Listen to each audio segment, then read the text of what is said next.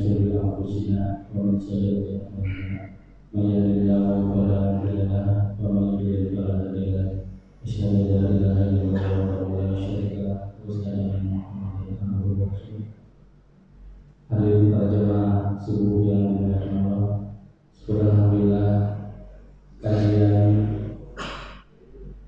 Sabtu ba'da subuh di Masjid Jabaran ini yang kedua. Sebelumnya Dr. Azmi alhamdulillah sudah mulai, dan saat ini Dr.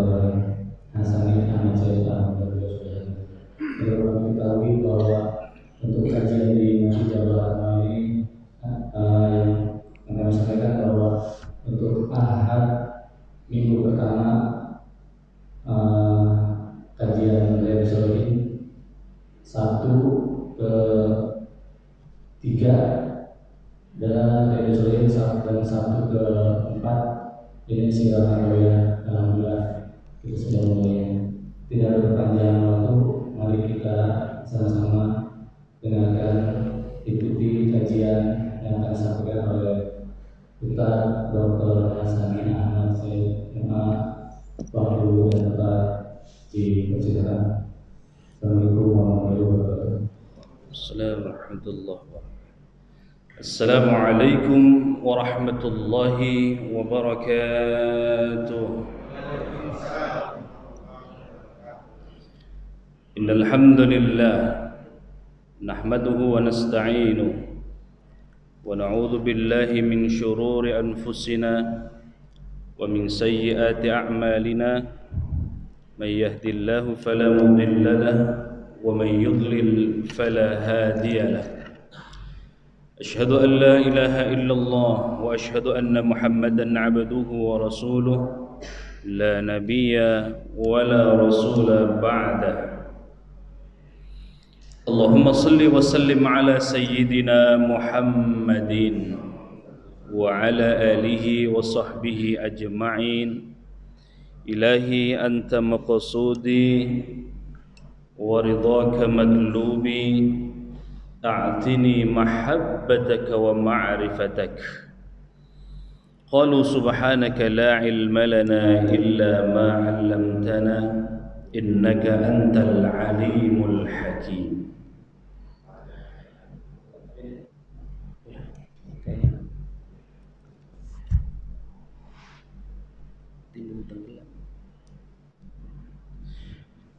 قال الله تعالى في القرآن الكريم أعوذ بالله من الشيطان الرجيم بسم الله الرحمن الرحيم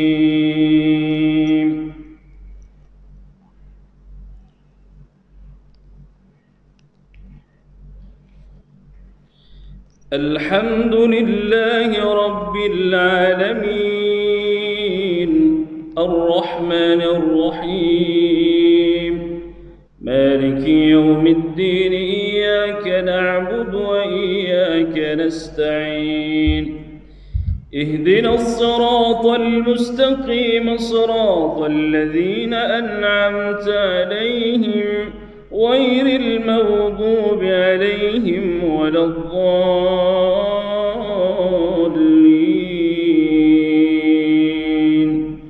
آمين. بسم الله الرحمن الرحيم وإلى عاد أخاهم هودا قال يا قوم اعبدوا الله ما لكم من إله غيره إن أنتم إلا مفترون. يا قوم لا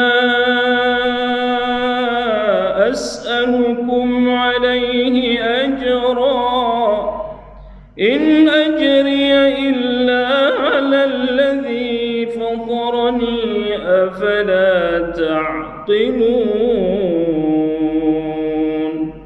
ويا قوم استغفروا ربكم ثم توبوا إليه يرسل السماء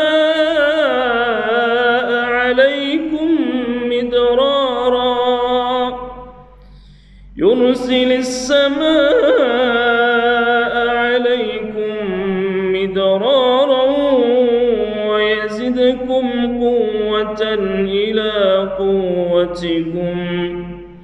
إلى قوتكم ولا تتولوا مجرمين قالوا يا هود ما جئتنا ببينة وما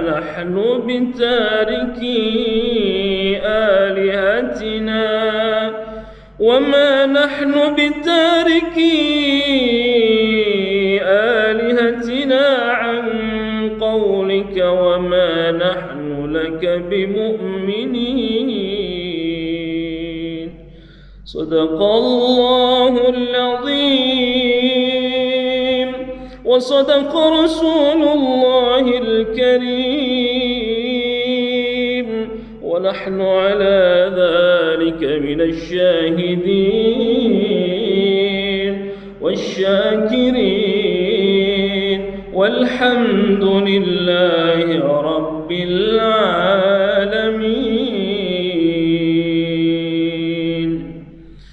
Hadirin hadirat jamaah Masjid Jabal Rahmah yang dimuliakan Allah Subhanahu wa taala. Di pagi yang mulia ini, di tanggal berapa di Syawalnya? Sudah Dzulqa'dah, Masya Allah. Dzulqa'dah, Dzulhijjah, bulan haram berarti ya masuk. Kita sudah meninggalkan Syawal pasca Ramadan. Ramadan artinya membakar dosa-dosa kita. Syawal artinya meningkat amalnya, meningkat imannya, meningkat ketakwaan kepada Allah Subhanahu wa taala. Dan hari ini kita sudah memasuki tanggal 1. Tanggalnya berapa tuh Pak?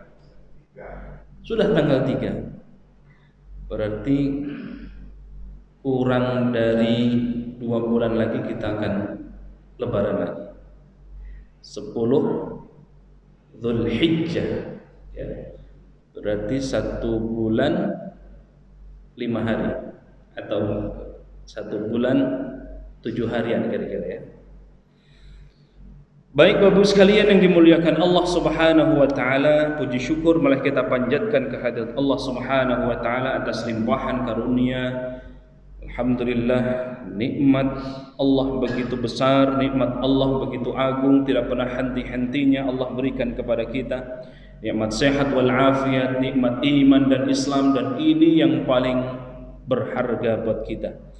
Di tengah COVID-19 yang juga belum usai sampai hari ini. Bahkan kalau dari sisi grafik turun apa naik atau landai? Naik.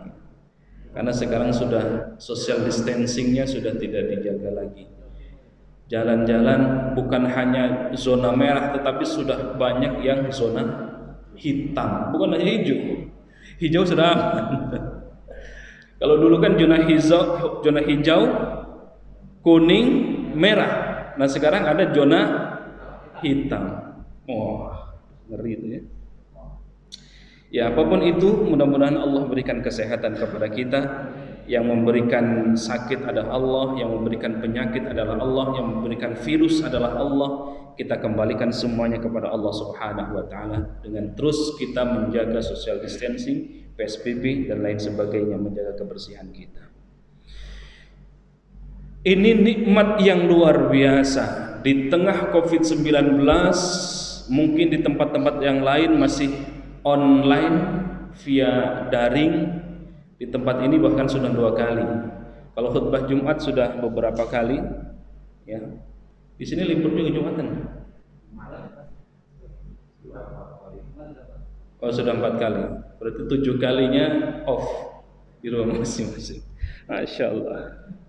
Baru kompleks ini bisa ya. Tapi nggak apa-apa. Itu menjadi bagian dari ketaatan kita kepada pemerintah. Terus kita bersyukur atas nikmat-nikmat Allah yang Allah berikan kepada kita. Kita diberikan nikmat sehat wal afiat, kita diberikan nikmat iman, dititipkan iman dan hidayah dari Allah Subhanahu wa taala. ini yang tidak bisa kita bayar oleh apapun. Ini yang mahal. Biarpun keturunan kita saleh, belum tentu kitanya saleh. Biarpun keturunan nabi, belum tentu anaknya menjadi nabi. Biarpun bapaknya syuhada, solehin, belum tentu keturunan-keturunannya. Nah, itu yang akan kita bahas dalam kesempatan pagi hari ini. Salawat dan salam Allah kita limpah curahkan ke hadrat baginda habibina wa syafi'ina wa maulana Muhammadin. Semoga salawat dan salam tercurah kepada para keluarga, para sahabat, para tabi'in, dan semoga salawat dan salam itu tercurah kepada kita yang hadir pada kesempatan di majlis ilmu di Masjid Jabal Rahmah ini. Yang kami muliakan Ketua DKM, para alimil ulama, para ustadz, para hujjaj, semuanya tidak bisa saya sebutkan satu persatu. Bapak Ibu sekalian yang berbahagia, mari kita awali kajian ini dengan membaca suratul Fatihah. Kita berdoa kepada Allah, semoga yang sakit Allah sembuhkan sakitnya. Yang sedang dirawat di rumah sakit, semoga Allah angkat penyakitnya. Yang punya sakit lahir maupun batin, insyaallah Allah yang menyembuhkannya. Dan siapapun di antara kita yang punya hajat, apapun hajatnya, yakin Allah pasti kabulkan semua hajat-hajat kita. Kita juga berdoa kepada Allah, wabil khusus kepada yang mewakafkan untuk masjid ini tenaga, dana dan lain sebagainya. Ya, kita doakan semoga mereka yang masih ada, semoga Allah panjangkan usianya. Yang telah tiada, Allah ampuni segala dosa-dosanya, dan mudah-mudahan dikumpulkan kelak bersama Rasulullah SAW. Dan kita yang hadir di majlis ilmu ini, semoga Allah berikan kesehatan lahir dan batin, sakinahkan keluarganya, dan mudah-mudahan juga Allah gampangkan segala urusan kita. La hadhihi an-niyah wa la kulli niyatin salihah wa la hadratin nabiyil mustafa syai'un lillahi lahumul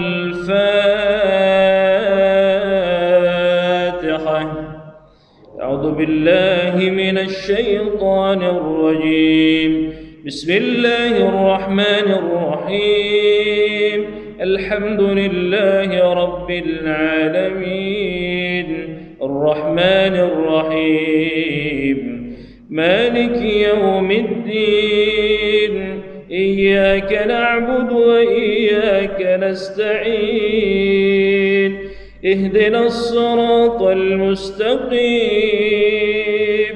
صراط الذين أنعمت عليهم غير المغضوب عليهم ولا الضالين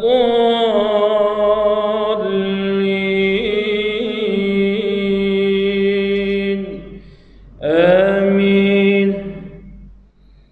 Di Sirah Nabawiyah kali ini kita akan membahas tentang sirah Nabi Hud alaihi salatu wassalam.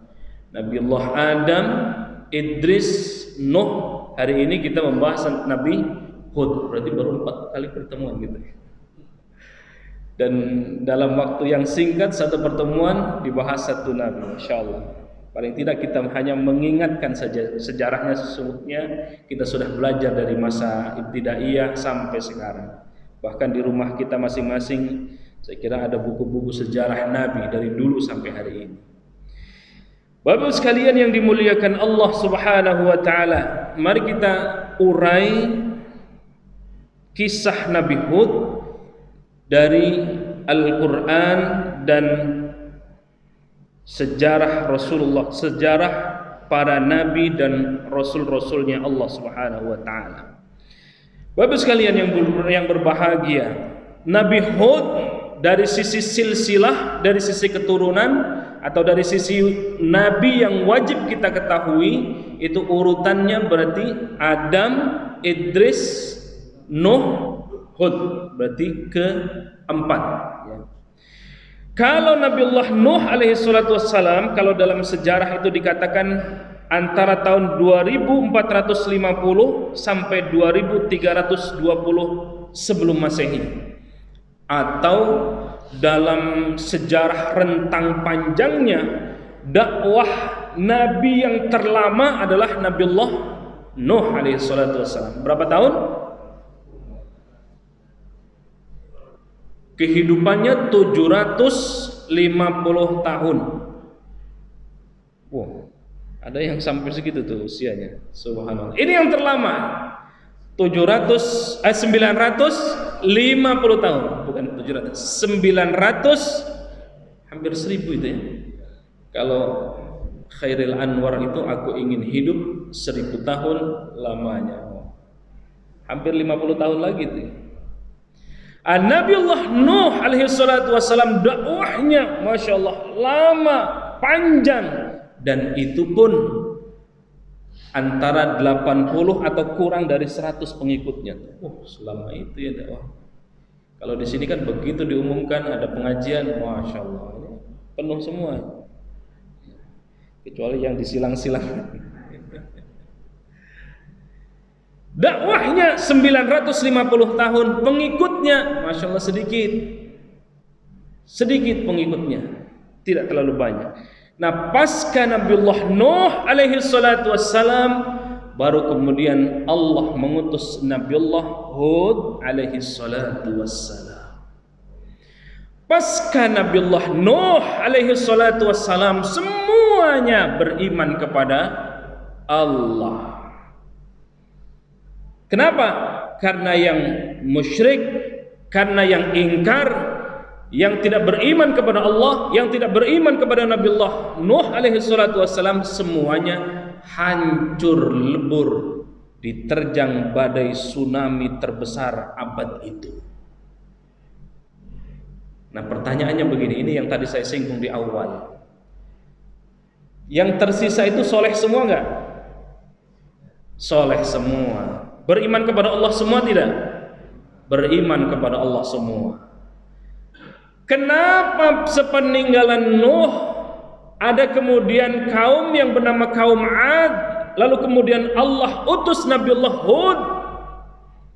Di situ kembali musyrik, di situ kembali menyekutukan Allah, di situ kembali kezaliman, di situ kembali kekufuran, di situ kembali menyembah selain Allah Subhanahu wa taala. Ini yang saya katakan di awal di muqaddimah, biarpun keturunannya saleh, beriman kepada Allah, anak keturunannya, cucu, cicit dan seterusnya tidak ada jaminan kembali beriman kepada Allah.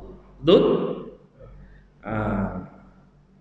Apa ini maksudnya? Mengajarkan kepada kita Bapak Ibu sekalian, jangan lengah. Kita sih insya Allah saleh, yang duduk di sini saleh, salehah. Anak-anak kita juga insya Allah saleh dalam pengawasan kita. Tetapi setelah generasi kita, apakah ada jaminan masih beriman kepada Allah? Jangankan itu Pak, anaknya Nabi ada juga yang tidak saleh. Kan'an, sebagaimana sudah kita pernah bahas. Bapaknya Nabi, Masya Allah, kurang apa coba? Kalau kita mah bukan Nabi, bukan Rasul, bukan sahabat, bukan tabi'in, mungkin juga bukan ulama. Apakah ada jaminan anak-anak kita kembali beriman kepada Allah? Nah, ini mengingatkan kepada kita, di rumah kita bisa pantau anak istri kita, anak-anak kita. Kita bisa ibadah berjamaah di masjid, tetapi begitu di luar kita tidak tahu. Ini tantangan yang luar biasa. Kisah ini yang akan kita bahas ini mengajarkan kepada kita jangan lengah. Anak-anak kita tidak ada jaminan kembali beriman kepada Allah seperti kita hari ini. Bapak sekalian dimuliakan Allah Subhanahu wa taala. Kalau kita membahas cerita Nabi Hud, kita akan dapatkan di dalam Al-Qur'an itu banyak sekali. Bahkan ada satu surah, saking pentingnya kisah Nabi Hud, ada satu surah yang bernama surah Hud. Surah keberapa itu? Surah Al-Quran yang jelasnya. Surah ke-11. Al-Baqarah, Al-Fatihah, Al-Baqarah, Ali Imran, An-Nisa, Al-Maidah, Al-An'am, Al-A'raf,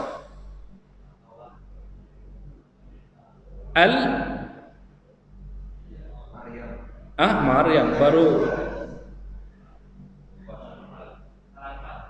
Al-Anfal, At-Taubah, 10 Yunus, 11 baru Hud. Ya, coba ulang lagi. Al-Fatihah, Al-Baqarah, Ali Imran, Al-Maidah, An-Nisa dulu, Al-Maidah, Al-An'am, Al-Anfal, Al-A'raf dulu, Al-Anfal, At-Taubah, Yunus, Hud. Ya, Masya Allah. Setelah Hud, Alhamdulillah. Masya Allah ya. Itu belum menghafal 30 juz ya, baru surahnya doang itu. Masya Allah. Subhanallah. Ya. Salah satu dari 114 surah, ada satu surah namanya surah Hud. Subhanallah ya. Ada terulang di surah Hud ayat 50, 53, 57, 60, 89. Ada juga di surah Asy-Syu'ara, ada juga di surah Al-Baqarah, ada surah di Al-A'raf. Ya, Masya Allah, banyak sekali cerita tentang Nabi Hud. Nah, betapa pentingnya kisah Nabi Hud alaihi salatu wassalam. Coba kita bandingkan Bapak Ibu sekalian yang dimuliakan Allah. Kalau Rasul itu sudah dicap dalam Al-Quran, wa ma arsalnaka illa rahmatan lil alamin. Bayangkan tuh Bapak Ibu sekalian. Apa makna tersirat dari ayat ini? Wa ma arsalnaka illa rahmatan lil alamin. Dan tidaklah aku utus Nabi Muhammad sallallahu alaihi wasallam, wa ma arsalnaka illa rahmatan lil alamin, kecuali untuk menebar rahmat bagi seluruh alam.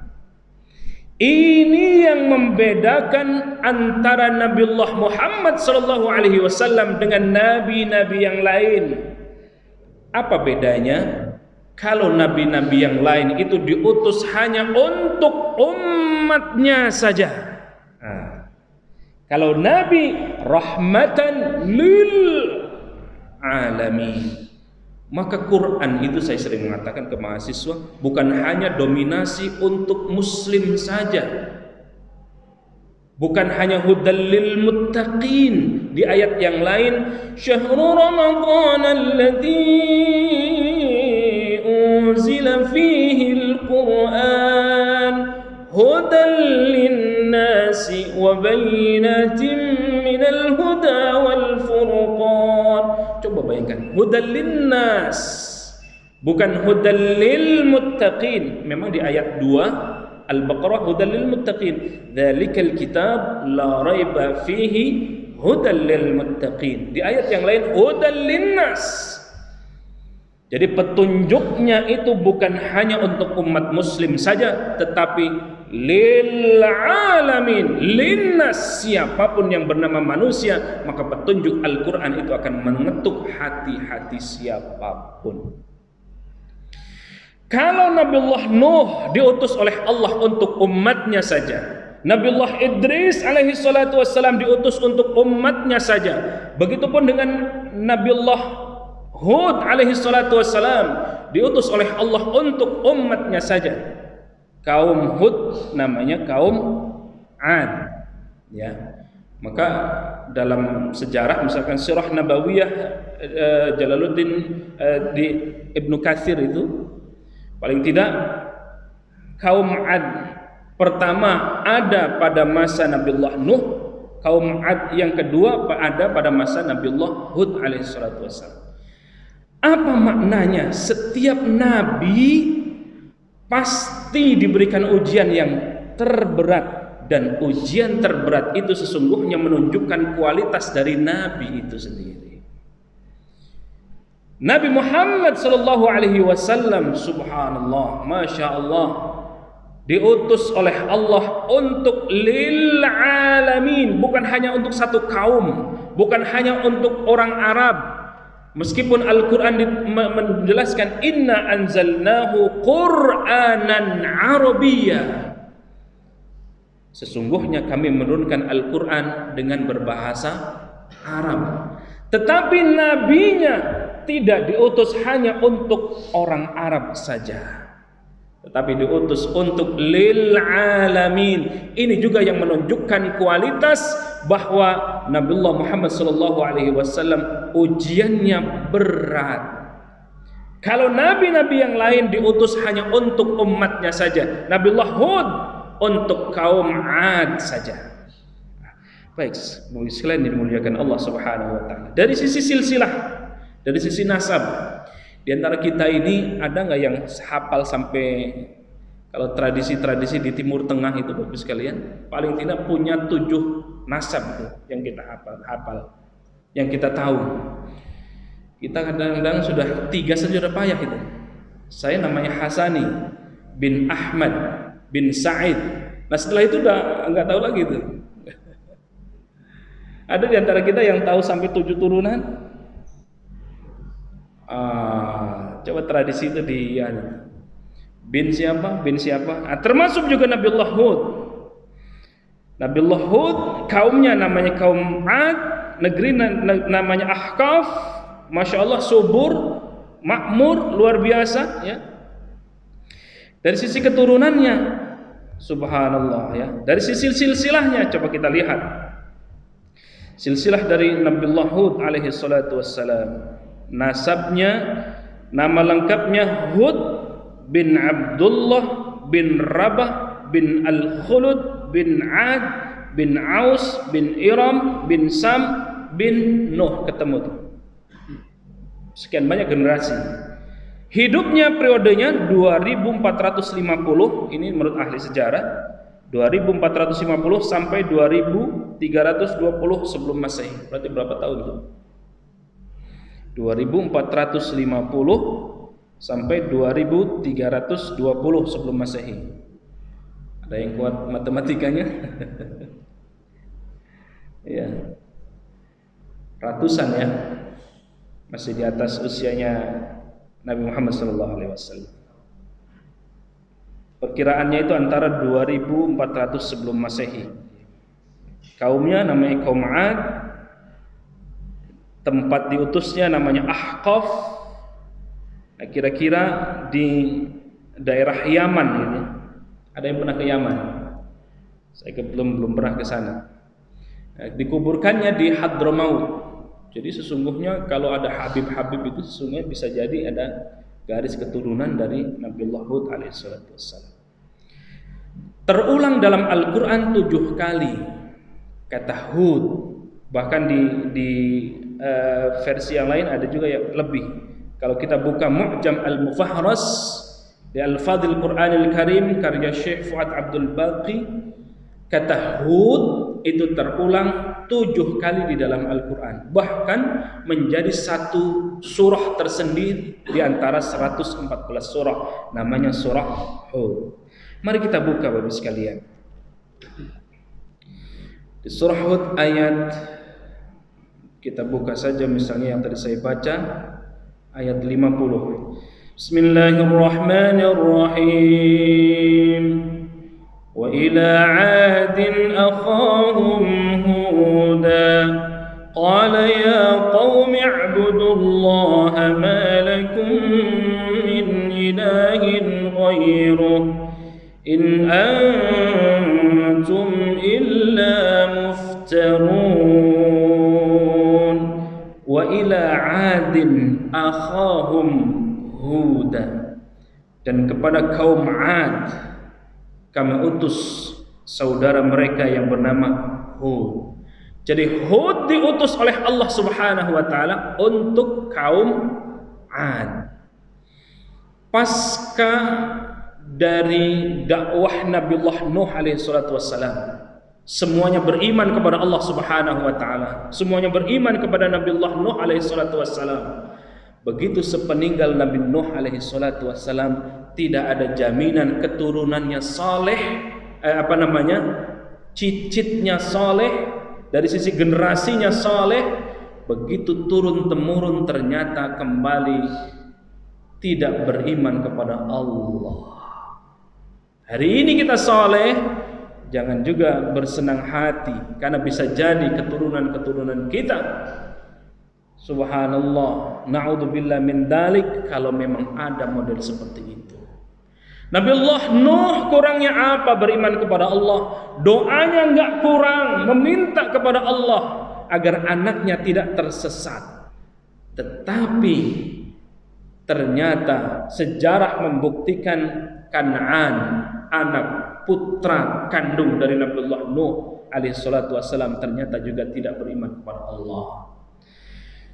Begitupun generasi yang saleh awalnya, generasi Nuh alaihi salatu wassalam, yang ketika itu diterjang banjir bandang,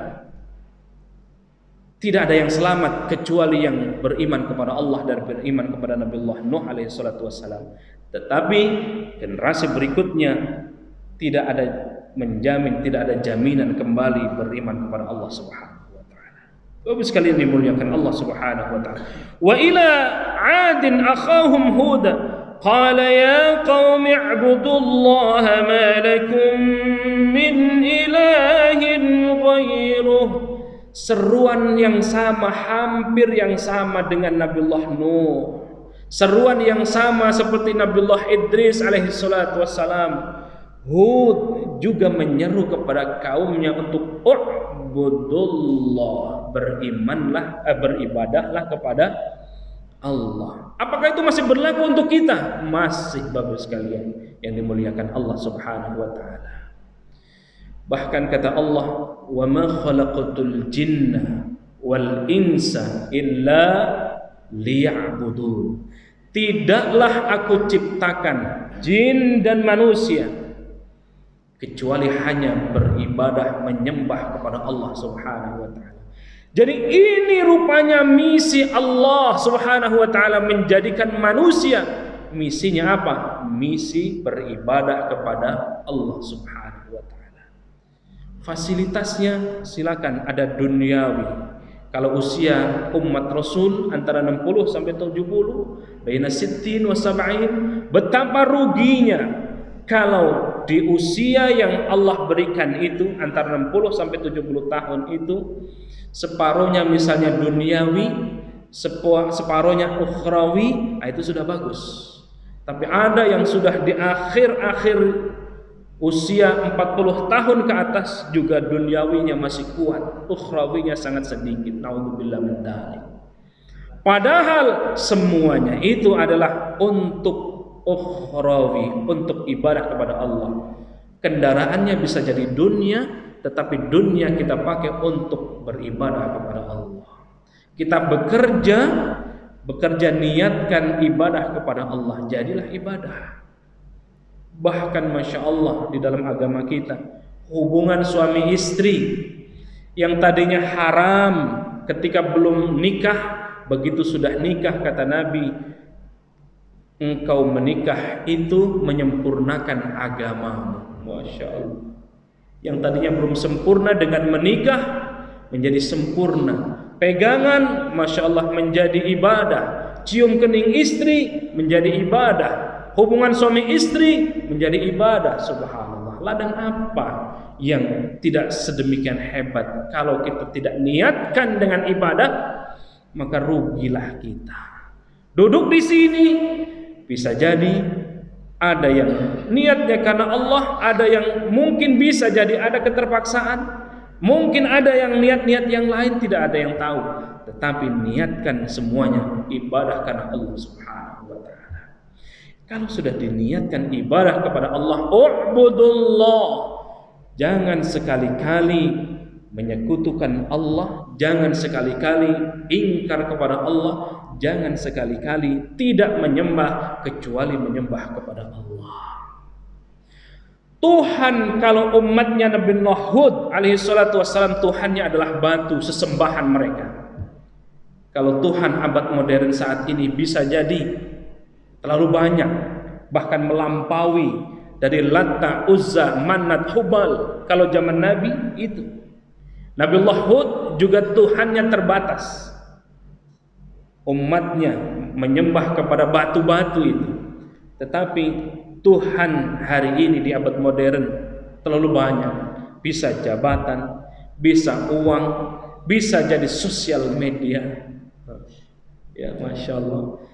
Bisa juga anak, bisa juga istri, bisa juga keluarga, bisa tetangga dan lain sebagainya. Terlalu banyak Tuhan-Tuhan kita. Maka jangan tergelincir dengan Tuhan-Tuhan yang selain Allah. Kata Allah di dalam ayat ini, malakum min ilahin ghairuh. Kita diminta untuk beribadah kepada Allah Subhanahu wa taala, jangan ada Tuhan selain Allah. Jangan ada Tuhan sesembahan apapun selain Allah. Jangan ada jabatan yang menggantikan kehebatan Allah. Jangan ada uang apapun itu yang menggantikan menyembah kepada Allah Subhanahu wa taala. In antum illa muftarun. Kata Allah, selama ini kamu hanya mengada-ada. Ada orang yang menganggapnya jabatan itu adalah Tuhan mereka. Ada yang menganggap seolah-olah kehidupannya itu dengan uang. Ada orang yang menganggap bahwa Tuhannya min ilahin ghairuh, selain Allah Subhanahu wa taala. Maka sesungguhnya itu adalah angan-angan mereka saja. Jangan tertipu dengan semua itu. Bapak-Ibu sekalian yang dimuliakan Allah Subhanahu wa taala. Nabiullah Hud alaihi salatu wassalam juga demikian. Umatnya sudah menyimpang dari ajaran Allah Subhanahu wa taala. Mereka sudah menyembah selain Allah, mereka sudah menyembah patung-patung, mereka sudah menyembah selain sesembahan kepada Allah Subhanahu wa taala. Lalu apa yang terjadi? Padahal umat dari Nabiullah Hud alaihi salatu wassalam diberikan tubuh yang sempurna. Negerinya negeri subur, baldatun thayyibatun wa rabbun ghafur. Tinggal diminta oleh Allah untuk u'budullah, berimanlah, beribadahlah kepada Allah Subhanahu wa taala. La ilaha illallah, tidak ada Tuhan, tidak ada sesembahan kecuali sesembahan itu hanya Allah Subhanahu wa taala. Negerinya subur, sempurna fisiknya, diberikan kekayaan alam yang luar biasa, ternyata tidak menjamin mereka beribadah kepada Allah Subhanahu wa taala. Termasuk kita. Ini juga hati-hati. Diberikan tubuh yang sempurna, diberikan fasilitas oleh Allah Subhanahu wa taala, diberikan ketika kita masih bujangan, masih belum punya istri, belum punya suami, diberikan oleh Allah Subhanahu wa taala pasangan hidup. Setelah diberikan pasangan hidup, kita meminta lagi kepada Allah Subhanahu wa taala, ya Allah, minta keturunan, Allah kasih kembali keturunan. Ketika kita belum punya pekerjaan, Allah kembali kasih pekerjaan, banyak rizki, berupa rizki baik itu sehat walafiat, anak-anaknya nurut dan lain sebagainya. Tetapi ada kaum dulu umatnya Nabiullah Hud alaihi salatu wassalam, demikian gemah ripah loh jinawi, ternyata tidak menjamin itu semuanya hanya beribadah kepada Allah. Justru mereka menyekutukan Allah Subhanahu wa taala. Karena model ini di dalam Al-Quran dijelaskan Allah murka. Nah, kalau sudah Allah murka, ini sudah berat. Kalau Allah sudah marah, ini berat. Kalau Allah sudah tidak senang kepada hamba-hambanya, ini berat. Bahkan diminta untuk beribadah kepada Allah, bukannya menyembah kepada Allah, justru mengolok-olok Allah. Ada nggak di zaman sekarang model ini? Bisa jadi ada. Bisa jadi ada. Gak usah jauh-jauh, mari kita introspeksi pada diri sendiri, pada diri kita sendiri, kepada anak-anak kita, keluarga kita. Marilah kita jaga, marilah kita bentengi, paling tidak dari keluarga kita masing-masing. Keturunan saleh, keturunan ustadz, belum tentu anaknya menjadi saleh. Keturunan Habib, belum tentu anaknya menjadi saleh. Keturunan Nabi, belum tentu anaknya menjadi saleh. Keturunan yang generasi itu sudah saleh semuanya, satu wilayah saleh semuanya, satu komplek ini semuanya saleh semuanya. Ternyata tidak ada jaminan generasi-generasi berikutnya masih kembali menyembah kepada Allah Subhanahu wa taala. Orang tua kita masih iman, masih berislam, kakek nenek kita juga masih, kita masih, anak-anak kita insyaallah masih. Jangan lengah dengan itu. Bisa jadi anak keturunan kita ada yang menyimpang dari ajaran Allah Subhanahu wa taala. Itu yang kita bisa ambil dari peristiwa atau kisah Nabiullah Hud alaihi salatu wassalam.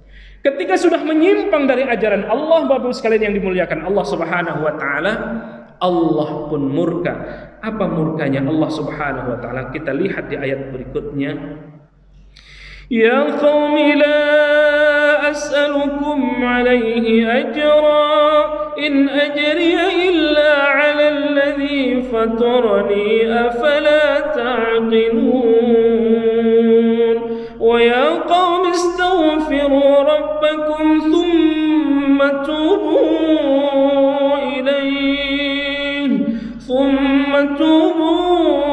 ilayhi yursilis samaa 'alaykum midrara wa yazidkum quwwatan ila quwwatikum wa la tatawallaw mujrimin.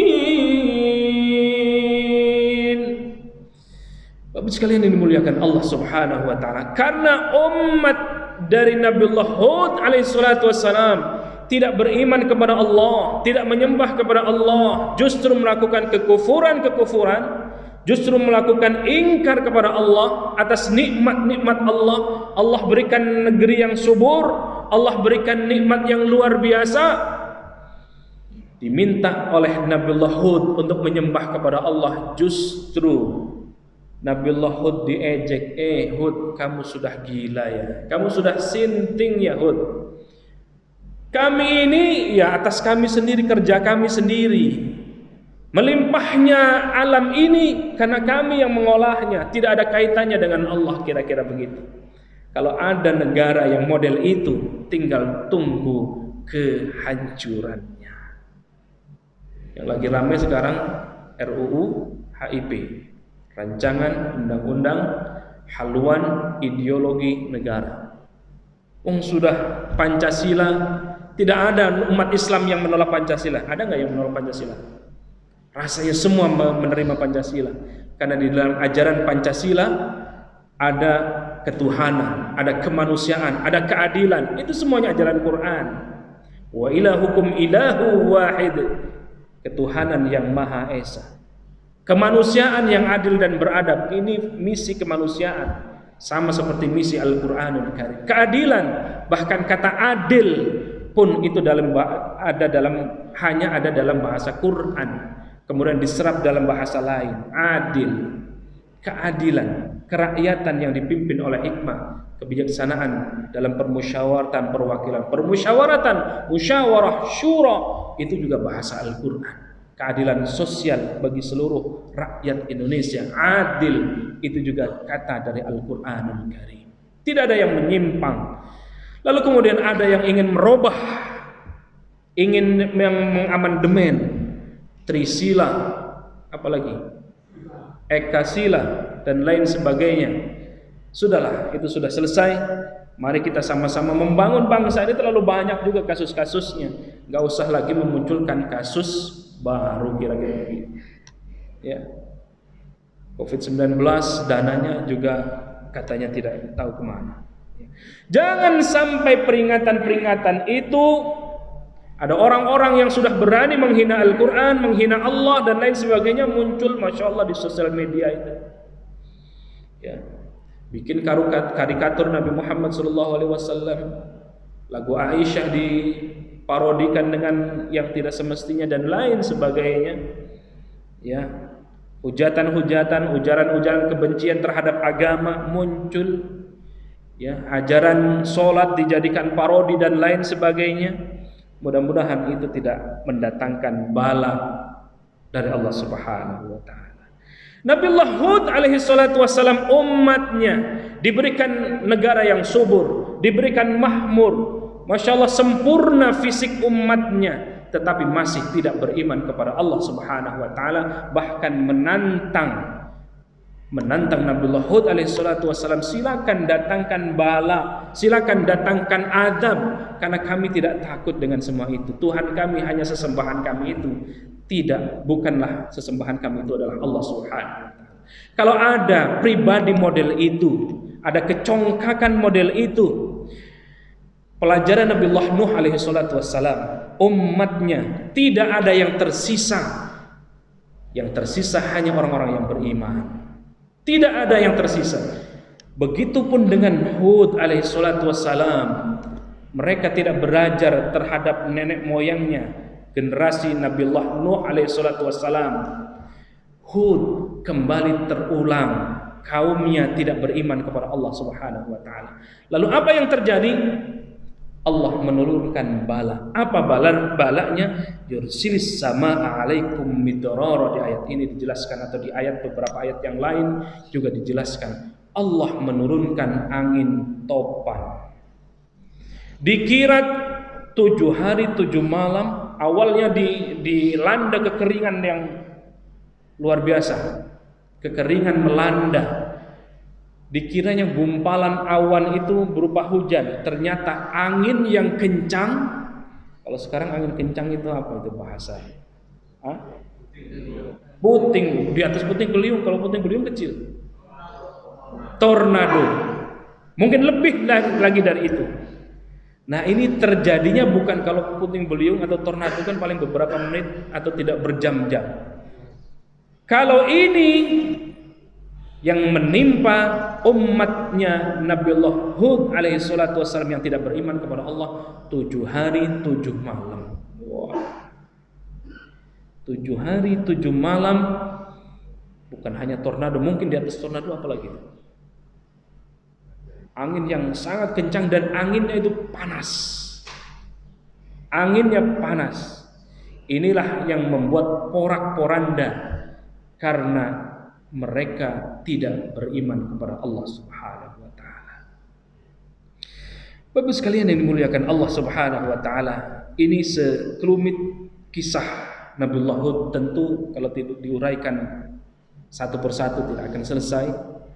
Ini baru muqaddimah sesungguhnya. Silakan, tulisannya sudah saya share ke Kang Jamil, bisa di-share ke jamaah untuk ya sekedar sharing kita membaca, ya Bapak sekalian yang dimuliakan Allah Subhanahu wa taala.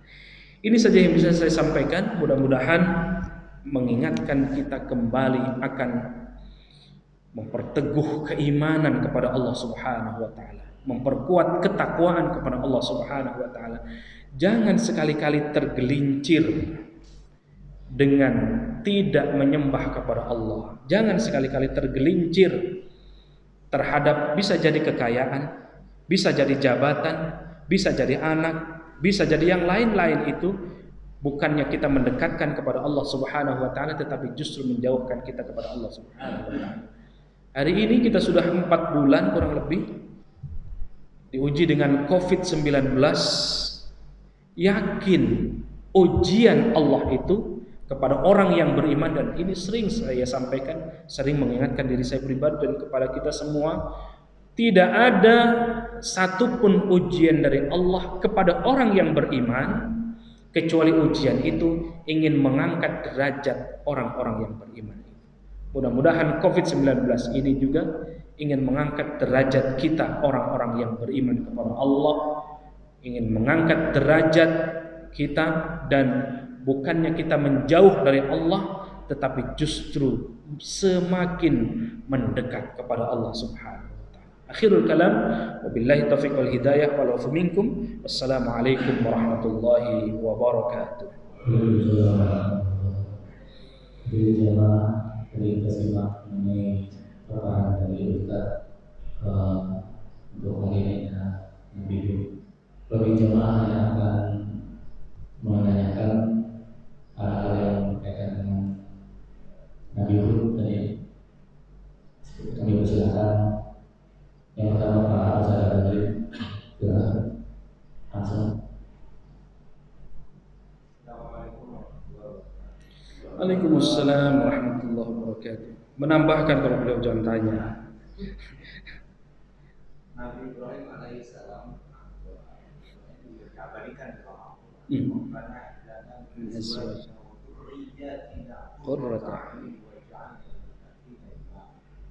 ada banyak doa yang doakan oleh Nabi Ibrahim turunan-turunannya. Nah, ini berkaitan dengan Nabi Muhammad SAW. Tadi misalnya ada kenyataan dia bahwa turunan siapapun belum tentu menjamin bahwa dia soleh. Nah, di dalam kitab surah Al-An'am disebutkan bahwa Nabi Muhammad SAW itu dari atas sampai menuju Nabi Ibrahim SAW itu ruhnya dititipkan kepada ruh atau dengan rahim yang wanitanya itu terpelihara dari perbuatan zina. Kemudian juga turunannya itu juga Nabi insya Allah memberikan keselamatan. Mengapa sampai putra-putranya itu wafat? Jadi itu yang pertama. Yang kedua, apakah Nabi Muhammad itu berbeda dengan Nabi yang lain? Yang kedua, berkaitan dengan orang tua daripada Nabi Muhammad SAW. Kalau dilihat, bisa saja ada saudara-saudaranya Abdullah, ada Abu Lahab atau Abdul Uzza, ada saudara-saudara yang lain. Ini mengapa kemudian Allah berikan pada Abdullah, kemudian ibunya pun Aminah, artinya hamba Allah, Aminah orang yang percaya. Apakah ini yang membuat bahwa Nabi Muhammad SAW itu berbeda dengan nabi-nabi yang lainnya, sehingga ada satu pernyataan di dalam hadis disebutkan bahwa ruh Nabi Muhammad itu sebelum penciptaan itu sudah dicanangkan oleh Allah. Iya. Baik, berkaitan dengan keturunan, berkaitan dengan khususnya dari Nabi. Baik. Sekalian aja. Masih ditampung dulu. Sekalian dijawab.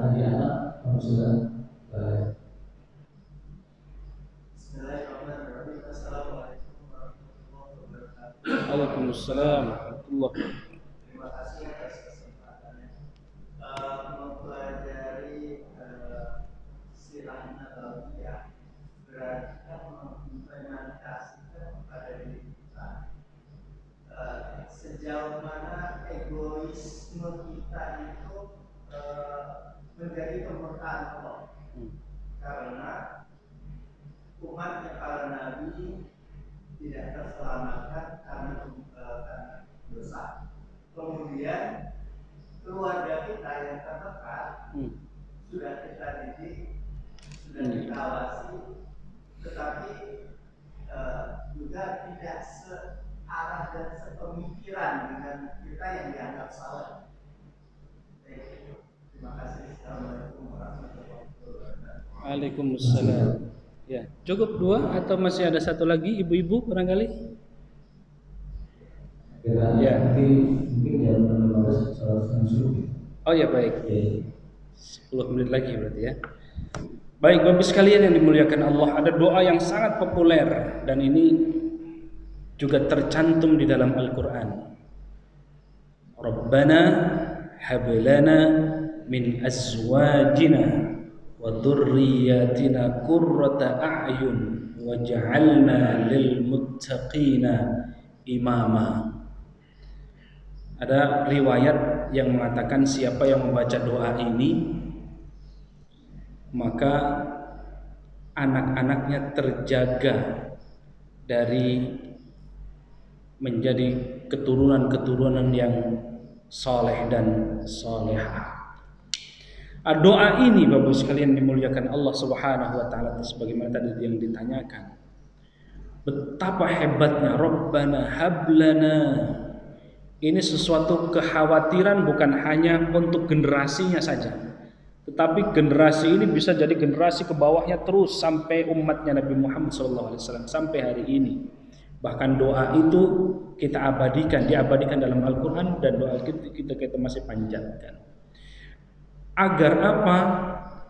Generasi keturunan kita menjadi generasi yang soleh-solehah, menjadi imam yang terbaik. Waj'alna lil muttaqina, menjadi orang-orang yang bertakwa seperti generasi terdahulu, seperti Nabiullah Ibrahim alaihissalatu wassalam yang dikenal sebagai Abu al-Millah, bapaknya para agama itu ada di Nabiullah Ibrahim. Nanti suatu saat kita akan bahas hal ini. Dari Nabiullah Ibrahim turun Yahudi, Nasrani, termasuk Islam di dalamnya. Abu al-Millahnya adalah Nabiullah Ibrahim alaihissalatu wassalam. Dan berkaitan dengan pertanyaan yang tadi ditanyakan, bagaimana dengan generasi-generasi yang ada bapaknya menjadi nabi, anaknya tidak beriman? Ada anaknya jadi nabi, bapaknya nggak beriman. Bapaknya Nabiullah Ibrahim tidak juga sama seperti berimannya seperti Nabiullah Ibrahim alaihissalam. Ada bapaknya menjadi nabi, anaknya tidak sama seperti visi misi seperti bapaknya. Yang terjadi kepada Nabiullah Nuh alaihissalam terhadap anaknya yang bernama Kan'an. Ada dia tokoh yang sangat bengis, ya. Istrinya menjadi istri yang soleh, istri yang soleha. Istrinya Nabi, ada istrinya tidak soleha. Siapa istri? Banyak sekali, ya. Di antara Nabiullah Lut alaihissalatu wassalam. Yang sempurna Nabiullah Muhammad, nabinya beriman kepada Allah, istri-istrinya juga beriman kepada Allah Subhanahu wa taala. Masya Allah. Ini yang kita minta tentunya. Nah, berkaitan dengan doa tadi, Allah memberikan salah satu rukun iman yang wajib kita imani berarti, ya. Salah satunya adalah takdir. Ya. Amantu billah wa malaikatihi wa kutubihi wa rusulihi wa bil yaumil akhir wa bil qadrihi khairihi wa syarrihi. Takdir baik, takdir buruk Allah sudah berikan kepada semua manusia. Semenjak kita di alam rahim, alastu bi rabbikum qalu bala syahidna. Begitu di dalam surah Al-A'raf ayat 172. Ketika engkau ditanya oleh Allah, alastu bi rabbikum, bukankah aku ini adalah Tuhanmu? Siapapun kita, siapapun orang tuanya, semuanya menjawab dengan serempak, bala syahidna, betul kami bersaksi engkau adalah Tuhan kami. Lalu kenapa ada orang generasi-generasi berikutnya, ada yang Yahudi, ada yang Nasrani? Saya ingin mengutip atau menyitir hadis Rasulullah SAW. Kullu mauludin yuladu alal fitrah fa'abawahu yuhawidanihi au yunassiranihi au yumajjisanihi. Setiap yang terakhir, kullu mauludin yuladu alal fitrah, terlahir dalam keadaan kondisi suci, bersih seperti lahir. Maka kedua orang tuanya lah yang membawa Yahudi, Nasrani atau Majusi. Ini adalah takdir Allah. Bisakah kita merubah takdir? Kita nanti usia sekian akan diberikan apa oleh Allah? Jodoh, maut, termasuk apa lagi? Rizki, kebahagiaan, itu semuanya sudah ditakdirkan oleh Allah. Siapa yang tahu takdir? Tidak ada yang tahu. Bisakah kita merubah takdir? Di sini para ulama berdebat soal itu. Bukankah takdir itu sudah diciptakan oleh Allah? Lalu kemudian kita tidak boleh melawan takdir? Kapan kita wafat? Allah sudah tahu. Kenapa Rasulullah memberikan satu statement 14 abad yang lalu? Siapa yang menyambung tali silaturahmi, maka salah satu manfaat silaturahmi itu memperpanjang usia. Kenapa Nabi berpendapat begini? Maka para ulama berdebat soal hal ini. Ada yang takdir itu kata ulama tidak bisa dirubah karena memang sudah ditetapkan zaman ajali dulu. Kita meninggal kapan, di mana, jam berapa, dalam kondisi apapun sudah diberikan takdirnya oleh Allah. Rizki Allah sudah takar rizkinya, takdirnya. Kalau ulama pertama berpendapat tidak bisa merubah takdir. Ada juga yang berpendapat bahwa takdir itu bisa dirubah dengan apa? Dengan doa dan ikhtiar. Doa bisa merubah takdir. Kita mau kaya, mau miskin, maka ada paham qadariyah, jabariyah. Ada yang berpaham semuanya sudah diatur oleh Allah. Rizki Allah sudah atur. Enggak berusaha juga dapat rizki. Lalu kemudian ada paham yang lain, tidak. Memang rizki sudah diatur oleh Allah, takdir sudah diatur oleh Allah, tetapi ikhtiar itu soal manusia. Maka ikhtiar itulah yang akan merubah takdir, termasuk juga doa. Ini secara umum. Tetapi soal hidayah bagaimana? Apakah bisa merubah takdir? Nah, Quran dengan jelas soal hidayah itu adalah soal urusan Allah. Nangis Nabiullah Nuh alaihissalatu wassalam, anakku, itu anakku, generasiku yang lahir dari rahim istriku. Mohon ya Rabb, selamatkan agar Kan'an itu beriman kepada Allah, beriman kepada Nabi Nuh. Lalu apa yang terjadi? Urusan hidayah itu adalah urusanku. Begitupun dengan Nabiullah Muhammad SAW. Doa, nangis. Ada dua tokoh yang paling berpengaruh terhadap perjuangan Rasulullah. Pertama adalah istrinya, Khadijah. Yang kedua adalah pamannya, Abu Thalib. Abu Thalib sampai akhir wafatnya tidak memeluk dalam keadaan Islam. Tetapi apakah Nabi tidak sedih? Sedih, dan berdoa kepada Allah agar pamannya ini diberikan hidayah untuk memeluk agama Islam, beriman kepada Allah. Sampai akhir hayatnya ternyata tidak memeluk agama Islam. Urusan hidayah kata Allah adalah urusan. Kalau takdir yang lain mungkin kita bisa gempur dengan doa, meskipun ada dua pendapat tadi oleh para ulama ya. Ada yang mengatakan tidak bisa merubah takdir, ada yang mengatakan bisa. Dalam paham ilmu kalam ada jabariyah, ada qadariyah. Semuanya sudah diatur oleh Allah. Ada yang peranan manusia.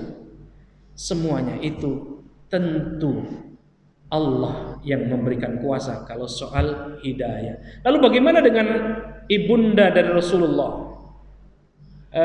Ayah dari Rasulullah, termasuk tadi yang kita sebutkan Abu Thalib yang begitu berjasa kepada Rasulullah SAW. Ini pun para ulama berbeda pendapat, berdebat soal hal ini.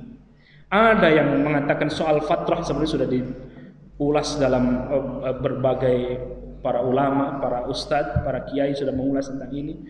Masa fatrah itu ketika belum adanya Islam, maka mereka masih beriman kepada Allah, sama seperti Yahudi, Nasrani. Tidak semua Yahudi dan Nasrani itu tidak beriman kepada Allah, karena ajaran dari nabi-nabi sebelumnya, dari Nabiullah Isa alaihissalatu wassalam juga sama menyembah kepada Allah. Yahudi, Nasrani jangan kita